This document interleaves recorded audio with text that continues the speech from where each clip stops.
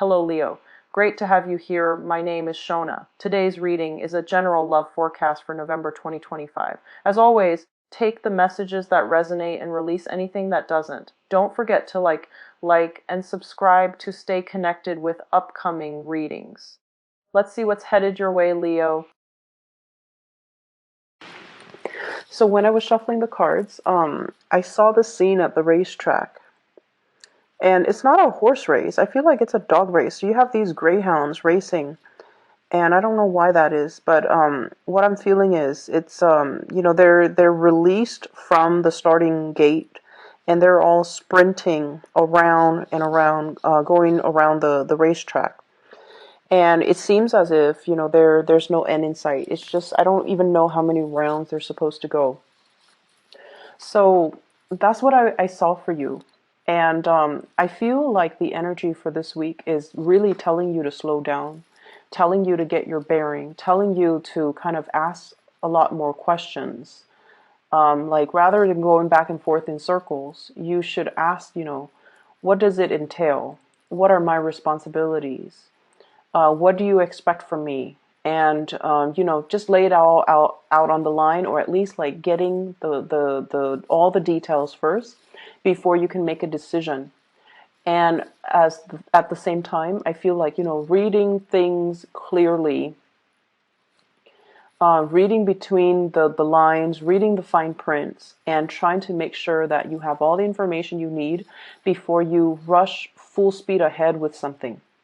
So it's sort of like doing things the smart way rather than the hard way, okay? And I just feel like, somebody tells you to jump, you jump. That's not the way that it should be. You should ask them motives, you should ask them the reason, and you should be able to make these decisions on your own rather than just going through the motions like these greyhounds around a track following, that bunny that they set up to kind of allow the dogs to run in circles. So exercising a little bit more restraint and, don't get toyed with, okay? What I feel initially when I pulled out this spread here is I feel like for many of you, you are coming into this week single. And I feel like there's a huge single vibe that I'm sensing, and you have left a relationship behind from the past. You occasionally think back, or you occasionally, wonder about this person from the past, where you've invested a lot of time, a lot of resources, a lot of energy, and just a lot of love and emotions and affection into that person. And I definitely see an opposites attract type of energy where there were there was once upon a time a lot of love, but I just feel almost like when the love is there, it's amazing. But when the conflict was there, it's also very, very fiery, and it got out of control really, really quickly. So I feel like there might have been temper flare-ups in the interaction between you and that past person. And the passion was great, the love was great, but the conflict was also really great. And I feel like some of you still think back, wonder, how is that person doing? I wonder what they're up to. I wonder where they are living. I wonder if they're single. So there's like, the nudges in the back of your mind, hoping that they're okay. However, you are encountering new people for this week, okay? What I have here is the Two of Cups. And the Two of Cups, this is a seemingly like a soulmate connection. So I feel like some of you have started dating, and you are encountering the energy of a person that is really, you feel a very strong soul connection towards this person. You feel almost like you can spend, a lot of time on the phone with them, like staying up. I'm seeing even adults staying up really, really late, deep into the night, talking to this person, texting back and forth, and just very wrapped up in this new person. And it looks really, really beautiful. Like it's a beginning stages of a love relationship. I feel like many of you feel very, very deeply for this new person. And I feel like you have to be a little bit more discerning. So don't get swept off your feet too fast, too soon. Get to know them a little bit more. Go on a few dates before you become intimate with them. Okay, if you haven't already, go on a few more dates. Ask a few more questions. Take off those rose-colored glasses, and really immerse yourself to find out a little bit more about this person. Don't let your emotions and your feelings and the passion and the chemistry kind of override your good judgment. Okay, because I feel like I believe you that you feel this really strong soul connection, but I also feel like it's clouding your judgment. I'm seeing a lot of speculation here and like wishful thinking. Okay, it's like I've waited for so long. I was in such a bad relationship in the past, and it took me a really long time to get to this point where I'm okay. And then all of a sudden, you meet this person who sweeps you off your feet. So of course, it's gonna feel very, very faded. Like I've waited for you for so long. However, you want to be rational about this and, come in with eyes wide open so that you know what to expect so that you don't get hurt, okay? So there's definitely new love, new beginnings showing up here. And I honestly feel like this is going to be a really, it's a really heartwarming type of a week, nevertheless, okay? Just make sure you ask those important questions. Make sure that you really get to know the other person. Okay, allow the other person to talk. Allow them to allow yourself to get into the inner psyche of this person, because I do feel like the attraction is really strong, the emotional connection is really strong, physical attraction is really strong, and so you're like, this is the one. But I feel like you need to be a little bit more careful where this person is coming from. I'm feeling like they are somebody that is very financially stable, but there are some quirks about their personality. They show up as the Two of Cups, but also the Devil. And the Devil is basically, I usually think of this in a mild way. It could be control issues. It's somebody that is quite jealous. They can have control issues. They can also even have substance abuse issues, even though I feel like it might have been in their past, okay?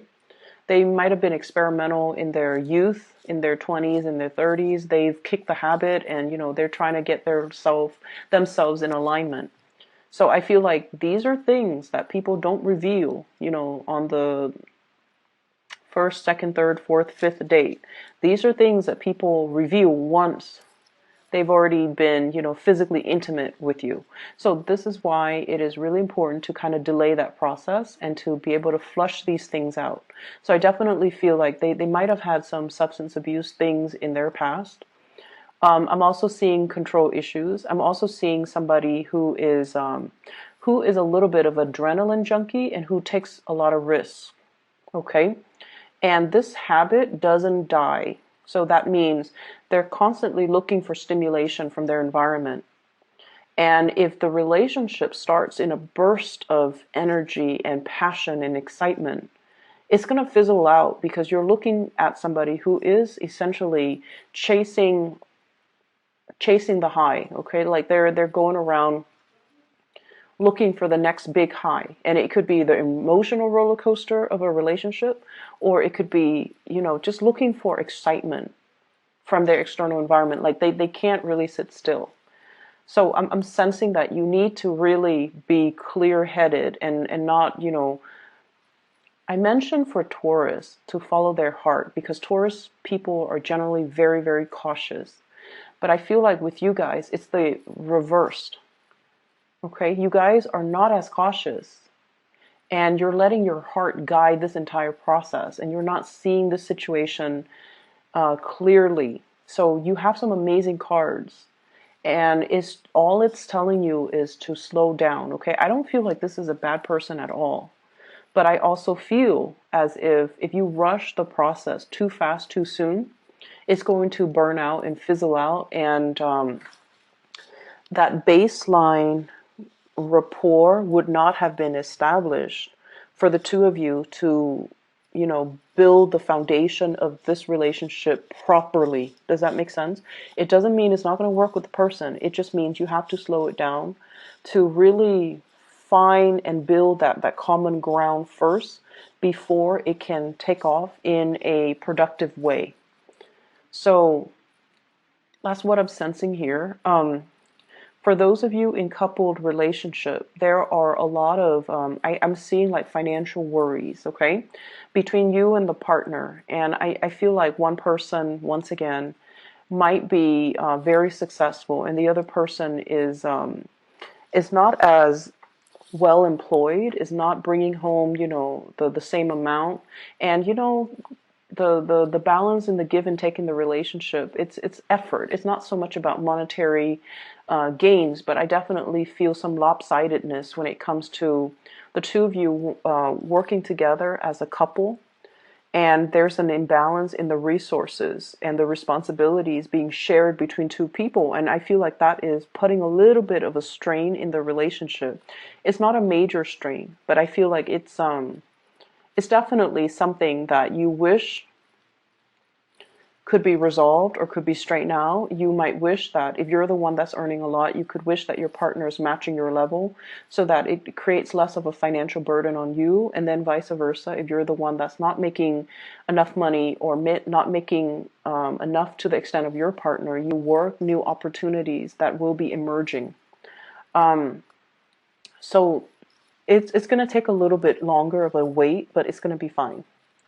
I'm also sensing as well,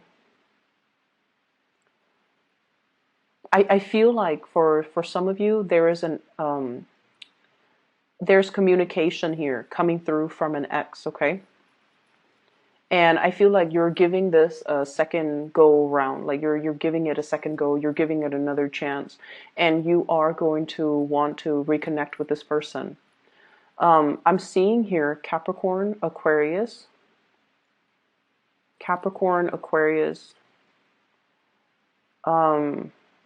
Virgo, Capricorn, Aquarius, Virgo. I have the Devil, the Star, and the Hermit. Those are the cards that represent Capricorn, Aquarius, and Virgos respectively. So there's news coming through from an ex, and this is the person that you feel, you really did love them, and they really did love you too, and you're wanting to give this a second chance. And so if this is, somebody that you feel like that you have that soulmate connection with, make sure you take it very slowly as well. Okay. I generally, as a rule, I don't advocate for getting back together with exes, because every relationship has a time and a season. And once we are past that expiration date, we usually go back due to that sense of nostalgia, due to that sense of familiarity, due to the fact that we spent, a lot of time and emotions with them.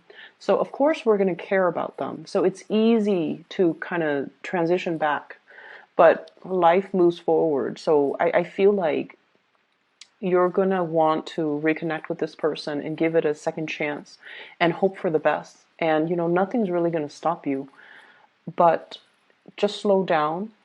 Listen and pay attention to all the red flags, and you might come to the realization that, as much as you want and as much as you hope, it's kind of like the racetrack. It's going around in circles.